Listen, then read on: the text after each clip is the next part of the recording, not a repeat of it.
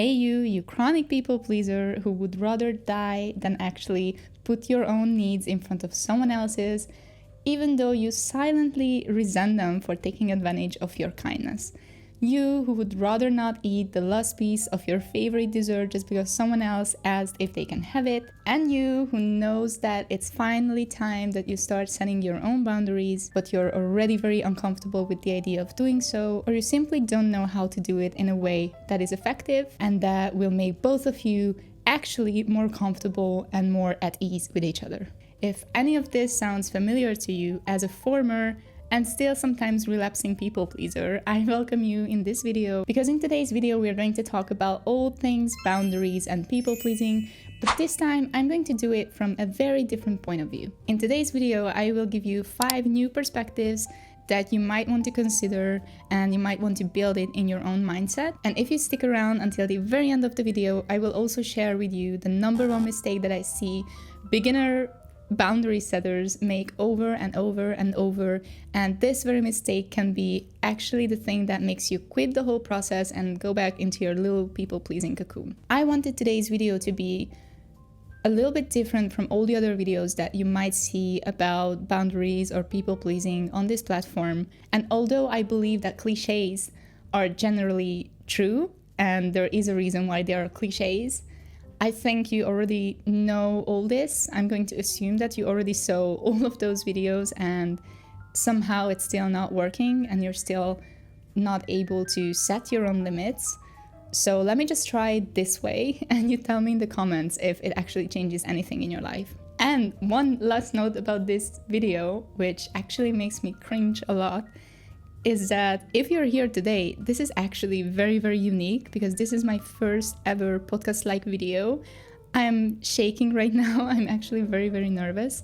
And I'm expecting a maximum of 20 people to watch this video. So if you want to feel special today, well, watching this video might just make you very, very special. So without further ado, let's jump headfirst into setting boundaries, and I will share with you the number 1 news perspective that I think is the very thing you need to hear to start setting your own boundaries. I want you to write down this sentence or just keep it in the notes on your phone, but I want you to remember that your boundaries are for you and not for the other person. Right now you might feel very uncomfortable telling your boss, please don't call me after 7 p.m.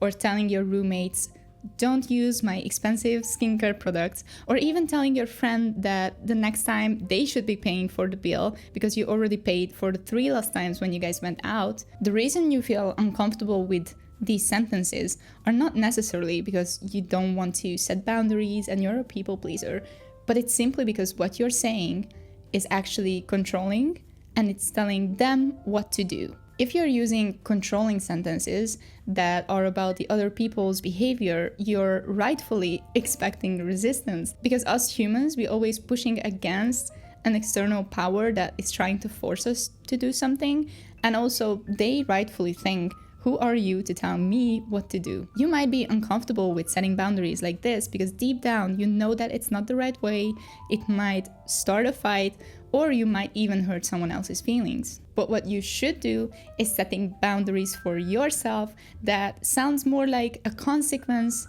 to someone else's behavior. So now it's in your control, you're not controlling anyone else, you're just making very, very clear what is going to be the consequence of them acting in one way or not acting in another one. To help you understand what I mean by that, let's go back to the examples that I said before and let's try to change the sentences in a way that now it's controlling you and it sounds more like a consequence. So instead of telling your boss, please don't call me after 7 p.m., you can just very firmly but very calmly say, I'm not answering my phone after 7 p.m. or my phone turns into do not disturb mode after 7 p.m. Instead of keep begging your roommate to stop using your expensive skincare products, you can either say, hey, from the next month of rent, I'm going to subtract your usage of my skincare products because it's getting very expensive for me. Or you can just say, well, I don't want it to come down to that, but if you keep using my skincare products, I'm going to buy a little box with a locker on it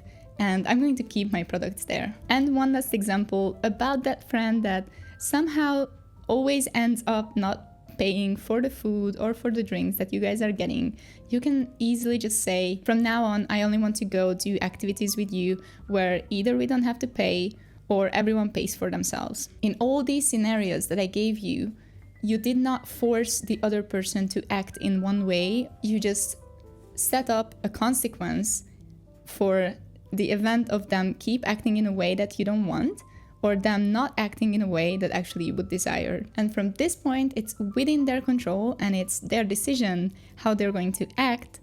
And the majority of times, they will be more inclined to actually follow through with what you're asking them to do, because no one likes the consequences. And saying it like this will actually make them hear you and listen to you instead of becoming defensive or trying to oppose to your control. Another very simple reason why you should frame your boundaries like this, it's because they cannot argue with them. If you say, do this or don't do that, they can just simply say, no, I don't want to do that, or I'm not going to obey. But if you say, well, if this happens, I'm going to do this, or if this happens, I'm not going to do that, they cannot argue with that. It's not within their control. It's almost like with kids. Imagine kids when they're in the playground and the mother is like, keep shouting at them, get in the car, stop playing, we're going home. And the kids are just completely ignoring the mother. I think we've all seen that.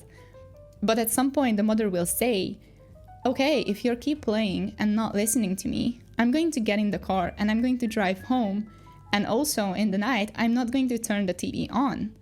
Now the kids, look at the kids, they start running to the car because they don't like the consequence. They don't want to be left behind. And also they want to watch TV in the night. And what the mother changed is she stopped telling the kids what to do. And she just gave a very clear, very understandable consequence to their behavior. And then it was within the kids' choice to follow through or ignore it.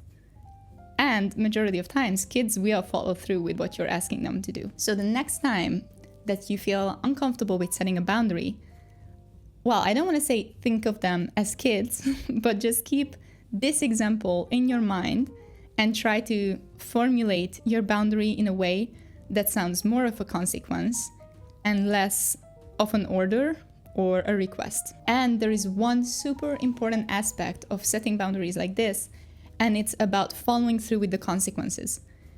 Because if you don't take your word seriously, no one else will.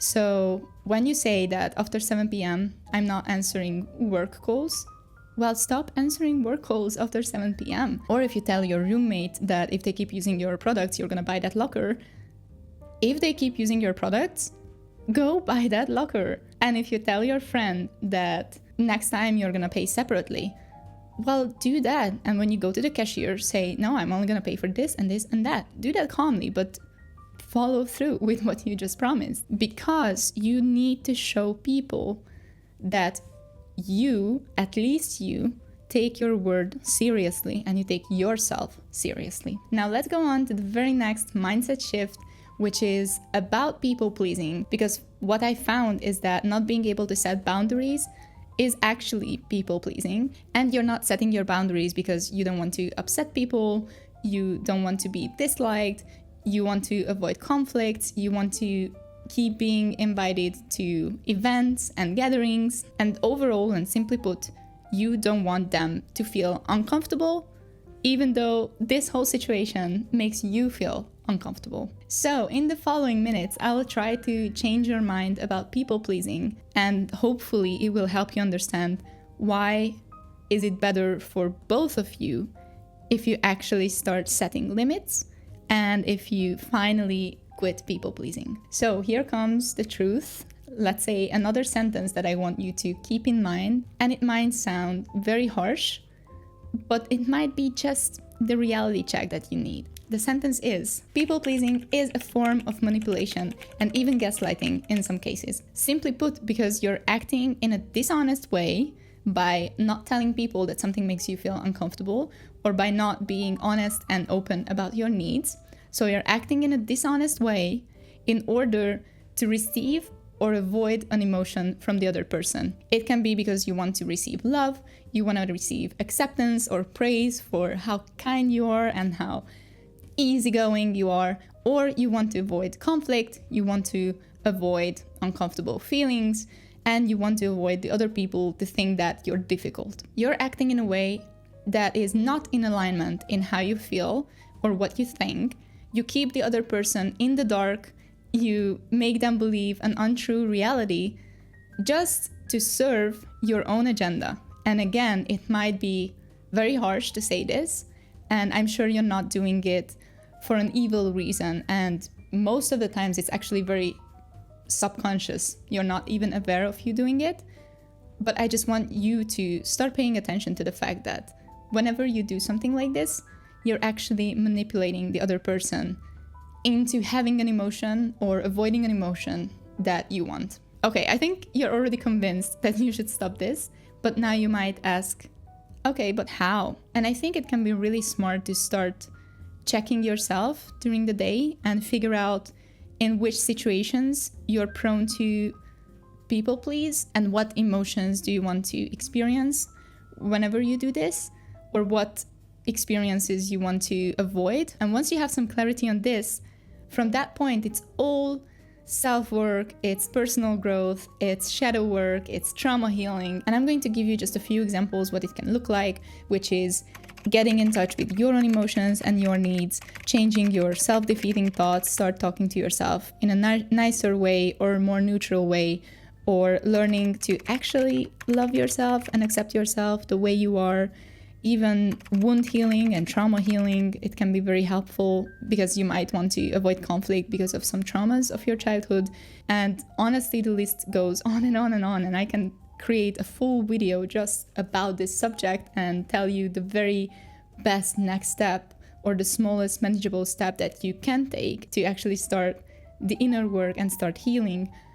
But right now, I just want you to understand that the process of stop being a people pleaser, it's not about the other person, and it's not about how you talk with someone, how you act with someone, how you feel about someone, but it's more about your connection and your relationship with yourself. It's actually providing yourself with the emotions that you're manipulating other people for, or to learn how to be comfortable and accept those negative emotions that can come up by setting your boundaries or by speaking about your own needs. So the healing process is actually about you and your relationship with yourself. Now, the third point and the third mindset shift that I want you to have is that when you're not honest about your boundaries or your needs, you're actually preventing other people from growing and be a nice person. First of all, if you keep feeding into someone else's comfort, you don't really give them the chance to learn to be uncomfortable. And we all know that uncomfortable is where growth really happens. For example, if as a mother you're completely sacrificing your needs and yourself for your kids, they won't learn how to be comfortable with being uncomfortable, and they will never learn to solve their own problems. And you can apply the same mindset to anyone in your life. Another example, if you keep focusing on your partner's comfort and you're avoiding conversations, even sometimes arguments about your own needs, then you're not really letting the other people meeting your needs or just become better partners for you. Another reason for you to actually communicate your needs and accept if someone offers you something, even if it puts them in a slightly uncomfortable situation, is that you're actually giving them a chance of being a nice human being. And let's be honest, everyone wants to be perceived as a nice person. Everyone wants to feel needed, but if you keep rejecting them, if you never really ask for help, they're not going to feel useful or needed by you. And it's actually you who's putting the distance between you and the other person. And as an end note to this point, it's actually advised that in an interview or in a meeting, you accept when in the beginning they offer you a glass of water, or you even ask for a cup of coffee or a cup of tea, because it shows trust. And it shows that you can collaborate with someone else. So if they even use it in job interview processes, testing you how well you accept help or how well you communicate your needs, I think it's high time you actually start doing it and practicing it in your life too. The next point might hit you differently and might hit you a little bit harder, but that's the ugly truth of always having a layer up and not really showing your true colors. You will never really feel fully loved by others if you don't let them see you. If you're always having this layer up, if you're always making yourself smaller, if you're monitoring what you're saying to the other person in order to be liked, in order to be considered a nice human being, or in order to avoid negative emotions for the other person or for yourself, you are never really and fully present in the moment. And you will never really give the other person even a chance of getting to know your stupid little quirks, of how annoying you can be sometimes, or they will never really have the chance to like you despite of your stupid things, despite of your silly mistakes, despite of your weak moments, and despite of your mood changes. So even if they say they love you, and even if they show love through their acts, you're not going to feel loved, because you're going to feel like they only love this surface layer of you, they only love who you created. And it's actually horrible, because you're proving your own point that you're only lovable if you're gonna act this way or that way, and it will never actually let you connect on a real level with anyone. So if you really want to feel loved, you honestly have to become a pain in the ass sometimes. I know that I am the thing that my boyfriend loves, but also hates the most. I'm so annoying, but I am annoying because I let myself be me.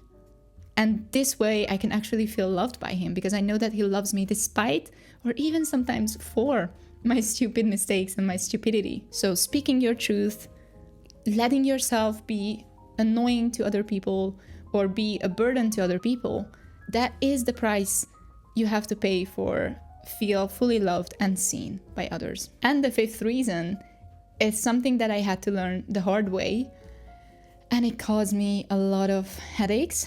And now that I finally learned it, I still need to keep reminding myself of this every day, because I still have the tendency of forgetting about this.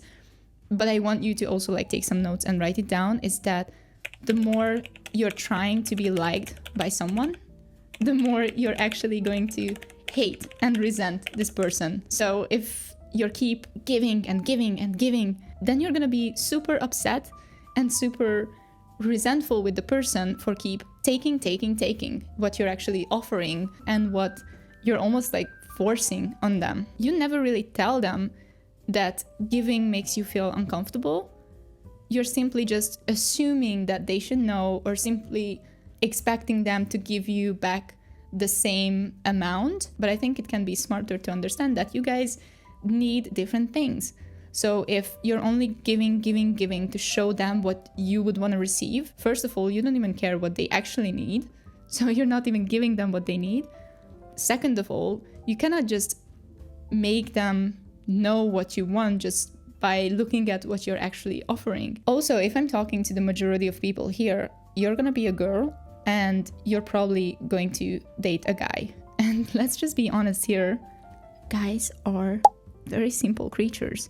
They're not going to decode what you need just by looking at what you're providing them with. They're going to be very clear and open about what they need, and they expect you to do the same. But instead, you think that they're taking you for granted because you just keep giving, and they're keep taking. But in reality, the more you give, the more you start hating them, which is weird because they assume that you give to them because you love them. But from point 2, we already learned that you're actually giving them in order to achieve a feeling for yourself. And from this dissonance, there are 2 things that can happen. Either they sense that what you're giving, it's becoming more disingenuous or dishonest, and they start feeling uncomfortable for accepting it. They might even reject you, which makes you feel rejected. Or second thing, which happens more often than not, is that it's going to burst out of you in the middle of an argument that doesn't even fit the crime, and the magnitude is just going to be so shocking for them, and you're going to throw it in their face even though they're completely in the dark about you being uncomfortable with it in the first place. And they won't react well naturally because they have to become defensive, because you're literally attacking them for something they are not even aware of doing. So let's be honest, it's effing unfair to assume that they know what you need and they know what you're offering makes you feel uncomfortable. So the very best thing that you can actually do for your relationship, and I'm not just talking about romantic relationships here, but the very best thing you can do for your relationships is just be honest, and then let them deal with it. Let them decide if they want to meet your needs, if they want to take something from you, even they're knowing that it puts you in an uncomfortable situation. But just be honest about this and let them meet or fail your needs. Okay, cool. Now we understand why is it important to start setting boundaries, and now you understand why people pleasing is actually not just counterproductive to you, but also to the other person and to your relationship. Now you know how to set limits, how to communicate them. You also know that setting your boundaries will let the other person grow, see and love the real you, and let you feel really loved. And it will let the other person avoid being shouted at and being resented for something they didn't even know was bothering you. And before you quit this video, I want to give you a little heads up about start setting your boundaries. And this mistake I see over and over. I also experienced it on my own. I also see it with my clients. And I think if you're not conscious about this, it's a very easy mistake to commit. And the mistake is that you start setting your boundaries from a place of anger and hatred for all the past years when you made yourself small. This is not only counterproductive because it will make the other person feel defensive and it might blow up in your face, and the very thing will happen that you were trying to avoid, which is conflict and uncomfortable feelings. But it's also bad because now you feel guilty about setting your boundaries because you might actually hurt people by doing so, because it comes from anger, it comes with hatred, it comes from an attitude. And you might end up sounding aggressive, controlling, or honestly, like a bitch. And yes, I understand that there is an accumulated resentment and feeling used and feeling abandoned. But this is the moment when you have to just stop, grieve the past, accept that no one's gonna go back and start providing you in the past. But what you can do is right now, focusing on the present and on the future, decide to change and let the other person get used to your change, because they also might need some time to get used to the new you or your new boundaries. But the very best thing you can do is just do it objectively, it's do it calmly. It's also understanding their feelings about this and accepting that they might resent it a little bit in the beginning, or it might make them feel betrayed for all those years when you said it was okay and now suddenly you want them to change it. So you have to be ready to have a conversation about this without being angry at them or resenting them for all the years when they were in the dark, simply. And that is it. That was almost everything that I've learned about setting boundaries and people pleasing in the past few years, through my own experiences, through the experiences of the girls that I talked to. And I'm honestly very interested to know your perspective, and if any of the points that I listed changed your brain chemistry in a way that makes you want to rethink your boundaries and have those sometimes difficult but very important conversations with anyone in your life. So please let me know in the comments if any of those points were useful to you in some way, or just simply share your experience about boundaries in the comments. Also, now that you officially listened to my very first podcast, and let me tell you, I'm still nervous, I'm still super sweaty, and I'm just happy that it's the end of the video. So if you actually stayed until the end, now you have the chance to actually help me formulate my channel, because I don't want to niche down and only talk about one thing. And I'm pretty much a multi-passionate person, but I still want to talk about things that helps and interests other people too. So if there's any kind of subject that you want my opinion on, or just my experience, leave that also in the comments. And believe me, I read all the comments simply because, well, I can. It's such a tiny, itty bitty, tiny channel that I still have the manpower to read all of my comments. And I still want to give you just an idea about what areas I'm interested in and I'm very happy to talk about. And these are the followings. I'm gonna read them because my brain is honestly fried at this point. So it's personal growth, a little bit of psychology, healing, etc. It's emotional eating and your relationship with food, which is actually one of my professions at the moment and one of my businesses. It's business and entrepreneurship. It's health and fitness, which is my passion and always been. And traveling and living abroad, because right now I'm a Hungarian living in Spain, in Barcelona. That's my reality, and that's how we live with my boyfriend and my little dog.